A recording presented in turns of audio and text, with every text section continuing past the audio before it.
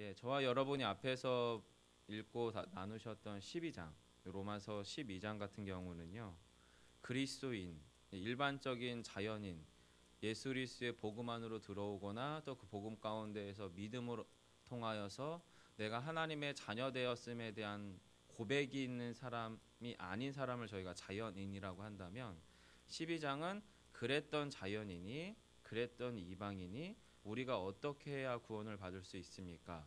또 내지는 구원을 받음이 오직 주의 믿음 안에서 있음을 고백하는데, 그럼 우리가 어떠한 삶을 살아야겠습니까? 라고 하는 질문 가운데에서 등장하는 본문이 12장이라고 본다면, 바로 그런 그리스도인, 변화된 그리스도인의 내면의 원리를 따라서 그의 삶이 실제적으로 그의 일상생활이나 그의 교회 생활이나 교회 공동체 안에서의 삶의 지침들을 가르치고 이야기하는 바가 12장이라고 볼 수 있습니다.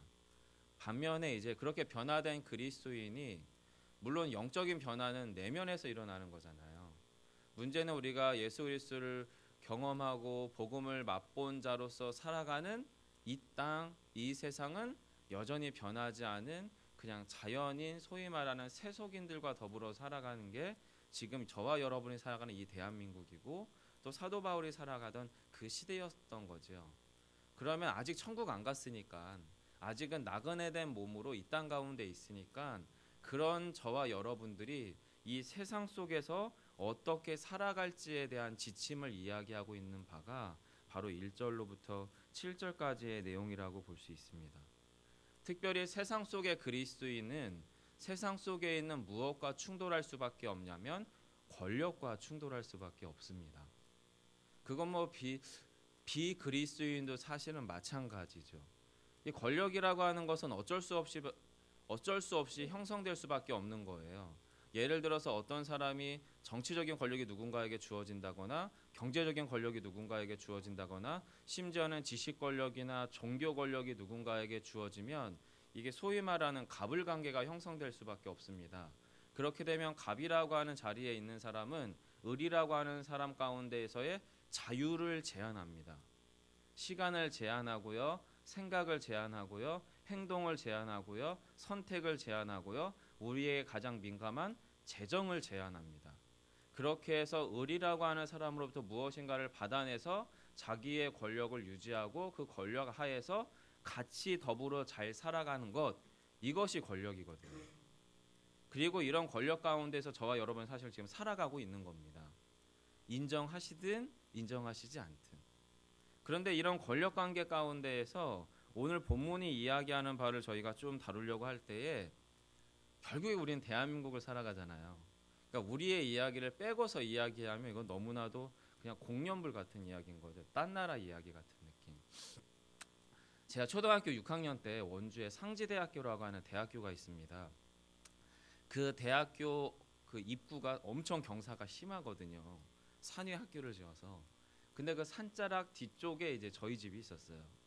그래서 초등학교를 저쪽 다른 데를 다녀서 이제 학교 버스를 그냥 시내 버스를 타고 학교에서 이제 수업을 마치고 오후에 이제 집에 들어가려고 이제 학교 문 앞을 지나갈 수밖에 없었거든요. 그래서 지나가려고 하는데 안개가 같이 이렇게 뿌연 거예요, 학교 앞이. 그리고 코가 엄청 매캐했습니다. 심지어는 이 두건을 얼굴에 가린 아마도 대학생 형님 누나들이죠. 그 형들이 엄청나게 큰 타이어 있잖아요. 시내버스 타이어. 그 안에다 뭘 넣었는지 모르겠는데 타이어가 활활 타는 거예요. 그걸 막 그 입구 학교 교문에서부터 막 굴리는 거예요. 그러니까 이제 앞에 서 있었던, 이제 예상하시겠죠. 방패를 막고 있었던 사람들이 야 흩어져 가져갖고 쫙 퍼지니까 또 타이어는 그냥 우리 살아가는 이 상가 주변에 저 어렸을 때 이제 아저씨들이죠. 저 옆집 상가 쪽으로 그냥 쾅쾅쾅 부딪히고 좀 있으니까 저쪽 뒤에서 조그만한 미니버스가 오더니 거기에서는 청바지와 청모자를 쓴 사람이 새 파이프였는지 플라스틱 막대기였는지 모르겠는데 어쨌든 엄청나게 꽤 짧은 플라스틱 봉이었던 것 같아요. 그 문을 딱 열리니까 진짜 엄청 빠른 속도로 파닥파닥 뛰어내리더니 막 그 데모하는 진영을 향해서 막 뛰어들어가는 거예요. 근데 여러분 그 타이밍 찰나 때 초등학교 6학년이 어디 있었냐면 바로 데모하는 형님들이 굴리는 타이어와 그리고 이 방패가 흩어지고 나서 백골단이 내렸을 때 그 중간에 있었어요. 같이 뛴 거죠. 저도 형들하고. 그리고 저는 뛰면서 교문으로 들어간 게 아니라 저희 집 쪽 골목으로 들어간 거예요. 세상에서 그렇게 무서운 적이 처음이었습니다. 어렸을 때 귀신 꿈꾸다가 잠 깨는 수준은 뭐 저리 가라 할 정도로. 그러면서 눈물 콧물 쏟으면서 집으로 들어가면서 도대체 왜 그럴까라는 어린 마음이 들었어요. 왜냐면 저쪽 형도 우리나라 사람인 것 같고 이쪽에 있는 방패 든 사람들이나 백골단이라고 하는 사람들 외국 사람은 아니더라고요. 분명히 눈빛이나 머리카락 색깔이 다 우리나라 사람들인데 왜 그럴까 이런 어린 시절에 그런 느낌이 있었어요. 하지만 그때 기억으로는 두 가지였습니다. 첫 번째는 장사하고 있는 아저씨들 참 힘들겠다. 저 사람들 때문에. 그리고 또 한 가지는 왜 우리 동네에서 하지? 눈, 코 아파서 죽겠는데? 어린 마음에. 그랬어요. 그러다가 대학교를 갔습니다. 대학교 1학년 때부터 4학년 내내 총 8학기 동안에 정상적인 수업을 한 적이 없습니다. 등록금이 너무 비싸서 이제 숨이 막힐 정도로 비싸니까 이 학생회장이 제가 역사학과를 나왔거든요. 역사학과 1년 후배가 이제 학생회장이었어요. 저 인문대. 하여튼 등록해서 이제 개강할 때 족족 데모를 한다는 게 뭐냐면 수업 거부. 한 15일 길게는 한 20일 정도. 근데 저는 솔직히 열받더라고요. 왜냐면 저희 집이 말씀처럼 여유롭지 않은 상황에서 부모님이 정말 어렵게 등록금 보내준 상태인데 데모를 할 때 하더라도 공부하면서 했으면 좋겠거든요. 저 개인적인 마음에는. 근데 교문 앞에서 이제 그렇게 수업 거부라고 천막 쳐놓고서 자기들은 이제 밥을 안 먹는지는 솔직하게 잘 모르겠고 하여튼 단식 농성 한다고 해놓고서는 강의실 문을 걸어 잠궈 놓는 거예요. 한 15일 정도씩을. 열받더라고요. 솔직하게는. 한 보름쯤 지내니까 자기들도 좀 뻘쭘했는지 이제 저희 단과대 학생 회의를 열어서 데모를 계속 할지 안 할지를 막 이야기하더라고요. 학생회에 참석했습니다. 1년 후배니까 손을 들고 얘기를 했습니다. 등록금 인하를 위한 뭐 투쟁 이런 뭐 거창한 표현 잘 모르겠고 그렇게 하는 것까진 좋다. 문제의식은 나도 가지고 있는데 피땀으로 주신 등록금 받아서 지금 공부하는 건데 공부할 건 하면서 데모하자. 저는 이제 그렇게 하는 얘기를 했죠. 물론 저는 비학생권 부류였기 때문에 제 말이 씨알이 안 먹힐 건 알았습니다. 여전히 그들은 뭐 총장실을 점거하고 뭐 이런 식으로 데모를 했는데 그 패턴은 지금도 똑같습니다, 여러분. 저 대학생 때나 지금 대학교 때나 학생운동의 패턴은 어찌나 그렇게 똑같은지 여전히 그렇습니다. 여러분 입장이 달라지더라고요. 초등학교 6학년 때는 그 데모와 관계없는 입장이었다면 학생 때의 대학교 등록금에 대한 투쟁은 저의 문제였고 저희 부모님의 문제였어요. 단 2%만 떨어져도 부모님은 숨통이 트이는 거죠. 사실은. 그런 문제였기 때문에 그거에 대해서 100% 찬성했어요. 하지만 그것에 대해서 저항하는 방식에 대해서는 저의 후배를 동의할 수가 없었습니다. 이런 차이가 생기더라고요. 입장의 차이, 생각의 차이, 잘못된 어떤 정책이나 선택에 대한 저항의 차이가 생기더라는 거죠. 여러분 제가 왜 굳이 지금 저의 이야기를 하냐면 대한민국이라고 하는 우리나라는 기본적으로 정치 권력, 경제 권력, 지식 권력, 종교 권력 소위 말해서 우리로부터 갑의 자리에 있는 사람들에 대한 권력에 대한 권세에 대한 저항감이 저희는 남다릅니다. 사실은. 대한민국 되게 남달라요. 그런데 또 아이러니한 것은 그렇게 남다른 만큼 그것들에 대해서 무관심한 민족이 없습니다. 저희 나라만큼. 투표 정말 안 하고요. 잘못된 문제 상황에 대한 문제 제기 역시도 저희는 침묵하는 방법에 대해서 너무 길들여져 있는 나머지 사실은 침묵할 수밖에 없습니다. 그래서 우리는 되게 아이러니한 모습들을 사실 우리가 가지고 있어요. 자, 그러면 이런 저희들의 어떤 사회에서 익혀진 또 우리의 삶의 어떤 삶의 여러분의 궤적들 안에서 그렇게 적용되고 몸에 기억되어 있는 상태로 오늘 이 본문을 읽으시면 이 본문이 어떻게 되냐면 아주 불편하고 낯설고 남의 이야기 같은 느낌이 우리 안에 사실은 있다는 거예요. 물론 저는 저희 앉아 계신 성도 여러분들보다 어린 연소한 목사이기 때문에 여러분의 지금까지의 근대사를 살아오셨던 정말로 말이 안 됐던 대한민국을 버텨오신 여러분의 인생을 폄하할 마음은 전혀 없습니다. 여러분이 정말로 그 말도 안 되는 상황들을 잘 이겨내시고 감당하셔서 여기까지 오신 것에 대해서 저는 진심으로 존경하거든요.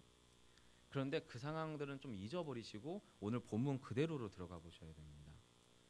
사도 바울은 어떤 시대를 살아가고 있냐면 로마 제국이라고 하는 시대를 살아가고 있는데요. 로마인들의 기본적인 인식에는 로마라고 하는 땅덩어리는 가도 가도 끝이 없고 로마라고 하는 이 나라는 절대 망할 나라가 아니라고 하는 기본적인 정서가 로마인들 곳곳에 있었어요. 왜냐하면 로마가 두 개의 로마가 있었는데 처음에 동로마라고 하는 로마도 1000년 이상이고요. 서로마라고 하는 로마도 1000년 이상이었습니다. 여러분 말이 1000년이지 1000년이라고 하는 계산을 우리가 해보려면 우리가 100년씩 산다고 해서 최소한 10번을 사셔야 여러분이 1000년을 지내시는 거거든요. 엄청난 대제국입니다. 이 제국이라고 하는 의미는 뭐냐면 황제라고 하는 1인 독식입니다. 하늘로부터 난자가 있습니다. 말 그대로 난자죠. 난놈이죠. 하늘로부터 난자인 황제가 전 제국을 다스려요. 거기에 있는 모든 게 다 황제 거예요. 땅도, 재산도, 짐승도, 그 땅에서 나는 모든 소득들도, 그리고 심지어 그 땅에 살아가고 숨쉬는 모든 인간들도 황제 거예요. 근데 이 황제가 특별히 너무나 자비로운 나머지 각각의 속국이나 각각의 조그만한 어떤 지역과 땅덩어리에 꽤 힘이 있고 권력 있는 자한테 내가 그 권력을 어떻게 해요? 위임해 줍니다. 그래서 자, 내가 이 넓은 땅덩어리를 다 다스리기가 어려우니까 내가 이 땅을 너한테 떼줄게. 그리고 거기서 이제 총독이 세워지고 제후가 세워져서 그 조그만한 땅덩어리를 최소한 내가 다스리는 방식으로 다스려라. 만약에 그렇게 안 다스리면 내가 너를 그 자리에서 끌어내릴 거다 라고 해서 운영되어지고 진행되는 게 제국이라고 하는 통치 방식이거든요. 이 통치 방식 속에서 살아가는 사도 바울은 여러분 철저한 소수였습니다. 유대인은요 로마 제국에서는 잘 모르는 사람들이에요. 로마인들의 입장에서. 물론 사도 바울은 날 때부터 로마인이기 때문에 그 사람은 솔직하게 사도 바울은 난 사람이고요. 일반적 유대인들은 정말로 그냥 로마 사람들에게는 그냥 스치고 지나가는 그냥 그런 사람인가 보다라고 하는 존재가 유대인이라는 사람들이었던 거예요. 또 한 가지는 그 유대인들 중에서도 그리스도인은 아주 이상한 존재였어요. 사도 바울 시대 때. 사도 바울이 네로 황제 때 사람이거든요. 달리 말하면 유대인이고 그도 또 유대인 중에 또 그리스도인인 사람들은 이 사람들은 소위 천덕꾸러기입니다. 로마의 신도 섬기지 않는 이상한 이교도 같은 놈들. 로마 신의 신 로자도 모르는 이상한 놈들. 이런 사람들이 유대인 중에 그리스도인이었거든요. 그런 사람들에게 지금 뭐라고 얘기하는 거냐면 그게 여러분 1절 2절이에요. 같이 한번 읽어볼까요? 함께 읽겠습니다. 시작. 각 사람은 위에 있는 권세들에게 복종하라. 권세는 하나님으로부터 나지 않음이 없나니 모든 권세는 다 하나님께서 정하신 바라. 권세를 거스르는 자는 하나님의 명을 거스림이니 거스르는 자들은 심판을 자취하느니라. 이 1절과 2절을 저같이 역사나 정치를 공부한 친구들은 역사 수능주의나 체제 수능주의라고 해석을 합니다. 무슨 이야기냐면 권세는 이미 하나님이 딱 정해놓고 그 사람에게만 준 거니까 너가 거기에 대해서 거스르면 안 된다. 그건 하나님의 뜻을 거스리는 거야. 있을 수 없는 일이야 라고 하면서 그 체제가 아무리 말이 안 될지라도 거기에 따라야 해 라고 하는 소위 말하는 체제 수능주의를 요 1절 2절이 이야기하고 있다라고 본문을 비판해요. 근데 여러분 사도 바울은 그런 의미로 이 본문을 쓴 것이 아니에요. 사도 바울은 이 본문을요 믿음으로 썼습니다. 자기는 유대인 중에 유대인이었습니다.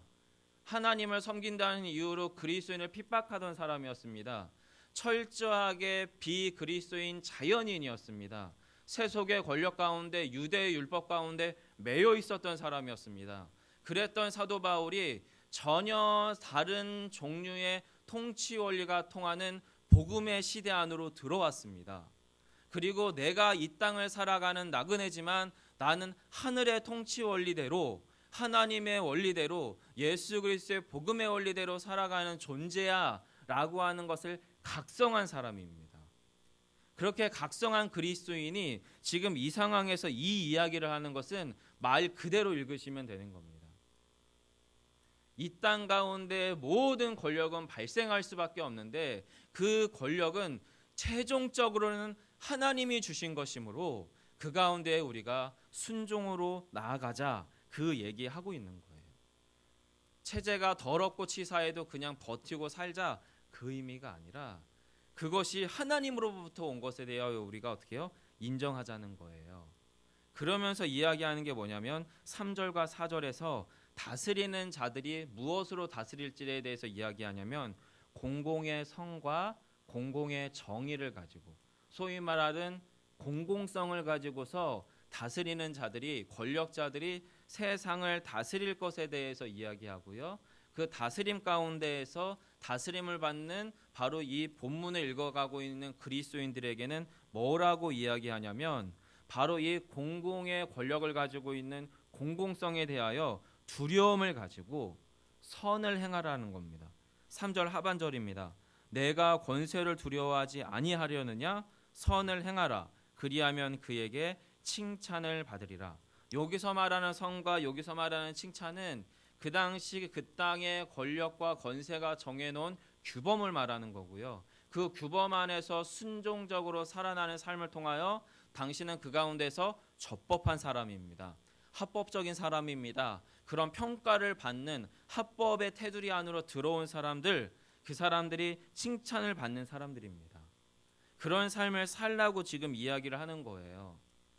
달리 말하면 저희 대한민국의 이 정말로 어려운 근대사를 통과한 저희들 안에 알게 모르게 권력에 대한 저항감과 무관심이 우리 안에 학습돼 있지만, 저와 여러분이 그리스도인이 되셨다면, 저와 여러분이 진짜 복음의 시대와 복음의 원리대로 살아나가는 그런 사람이 우리가 되었다면 저희가 권력에 대한 인식의 틀이 기존에 학습된 상황에서 벗어나셔야 됩니다. 좌파 우파가 없습니다. 저희는 천국파입니다. 저희 안에 정치적인 노선은 없습니다. 신앙의 노선만 있습니다. 저희들의 최대의 통치의 원리는 이 세상의 어떠한 권력의 구조와 원리가 아니라 하늘의 원리입니다. 그 가운데서 세상을 바라봐 주셔야 됩니다. 그리스도인들이 자신들의 정치색 가운데, 자신들의 지역색 가운데, 자기들의 학연 가운데, 자기들의 그 무엇 가운데 얽매인 나머지 교회조차도, 교회 안의 성도들조차도 그런 것들로 나누기 시작을 하시면 골치 아파집니다, 여러분.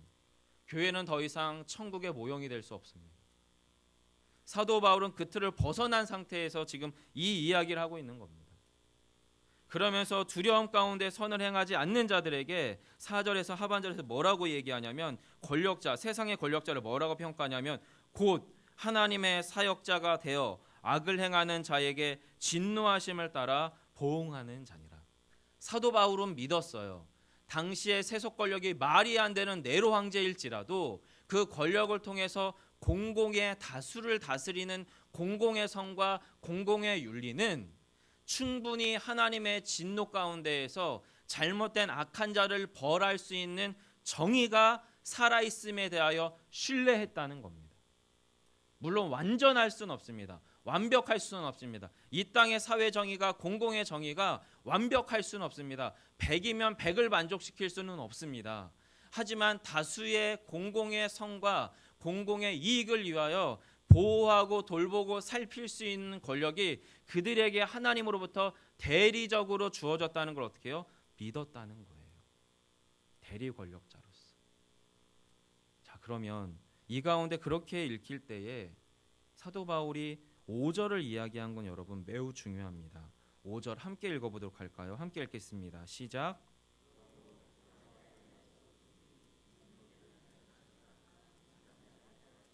네. 여러분, 우리는 세속 권력을 향하여서 세속의 구조와 규범 안에서 그것 가운데 순종하고 순응하는 이유는 겁나서가 아닙니다. 두려워서가 아닙니다. 무엇 때문이냐면 그리스도인의 양심의 자유 때문에 그렇습니다. 내가 하나님의 최고의 고상한 도덕적 통치 원리 가운데 놀라운 생명의 복음의 원리 안에 살아가는 사람으로 내가 하늘의 원리를 가지고 하늘을 바라보고 살아가는 자인데 이 땅 따위 수준의 도덕률 가운데 내가 얽매일 줄이야. 그럴 수 없다는 거예요. 비그리스도인들보다 보다 양심적일 수밖에 없는 것이고 비그리스도인들보다 보다 더 체제 가운데 가장 정직하게 순종할 수밖에 없는 수준의 사람이라는 거예요, 우리가. 왜냐하면 우리는 세상의 법은 100을 만족시킬 수 없지만 가장 완전한 하늘의 법 가운데 메인자로 살아가기 때문이라는 겁니다. 바로 그 양심의 자유가 그 양심이 우리에게 끊임없이 이야기한다는 거예요. 너 이렇게 살면 안 된다. 너가 어떤 존재인데. 너를 하나님이 구원시키기 위하여 어떤 대가를 지불했는데 너가 지금 이 세상의 법도 제대로 지키지 못해서 이렇게 허헉대느냐라고 하는 겁니다. 우리 안에 그런 양심이 버젓이 살아있다는 거예요. 그리고 그 양심 가운데에서 저희는 그리스도의 양심을 제한하는 그 무엇인가에 대하여 칼빈이나 수많은 기독교의 선배들은 저항할 것에 대해서도 이야기합니다. 그 부분은 본문이 이야기하지 않기 때문에 굳이 다루진 않겠지만요. 말씀을 맺겠습니다, 성도 여러분. 저희가 이렇게 설교를 마치고 돌아가지만 우리의 삶의 일상은 여전히 대한민국 한 땅 가운데 있는 여러분의 가정이고 직장이고 여러분의 삶의 터전이 될 것입니다. 그리고 그 가운데 있는 여러분의 많은 사람들은 자신들이 그리스도인인지 비그리스도인인지 상관없이 무의식적으로 어떠한 흐르고 있는 권력관계 안에서 살아갈 수밖에 없게 됩니다. 여러분 기억해 주십시오. 저희는 그 이상을 살아내야 되는 자들입니다.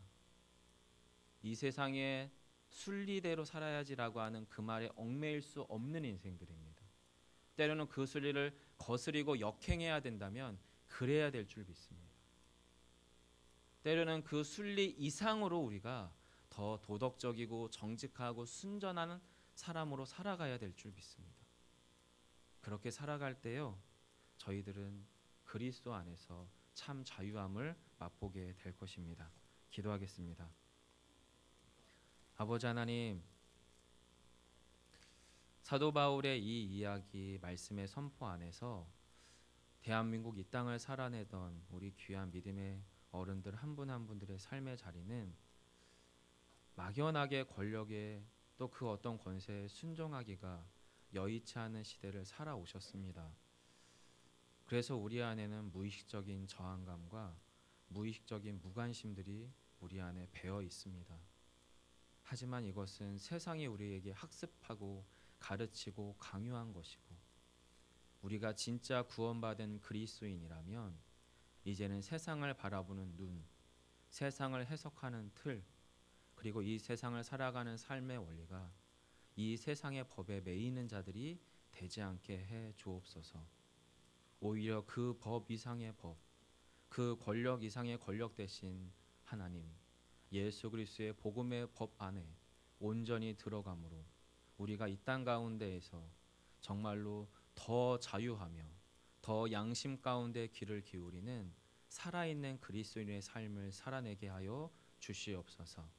그 실력이 우리 안에는 없지만 주께서 은혜 주신다면, 주께서 우리의 심령을 주장하신다면, 주께서 새롭게 세워가실 줄, 또 주께서 그렇게 가능케 하실 줄 믿사오며 예수님의 이름으로 기도드립니다. 아멘. 하늘에 계신 우리 아버지여,